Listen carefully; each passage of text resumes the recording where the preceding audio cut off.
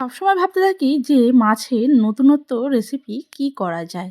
তো এটা একটা নতুনত্বই বলতে পারো। সর্ষে, পোস্ত, কাজু, আমন্ড, সাদা তিল, কাঁচা লঙ্কা আর এদিকে দেখো টমেটো নিয়ে নিয়েছি। ভালো করে পেস্ট করে রেখে দিলাম। এদিকে একটা মিডিয়াম সাইজের আমি পেঁয়াজকে বেরেস্তা করে তুলে রাখবো। তারপরে মাছে নুন, হলুদ, একটু সর্ষের তেল মাখিয়ে রেখেছিলাম। মাছগুলোকে আমি খুব আলতো করে ভেজে তুলে রাখবো।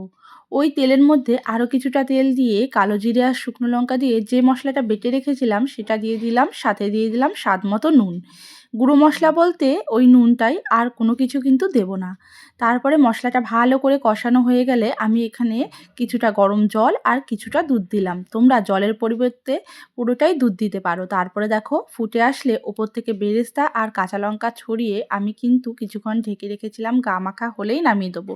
তোমরা চাইলে এর ওপরে একটু সর্ষের তেল দিতে পারো। কেমন লাগলো আজকের রেসিপিটা অবশ্যই জানিও।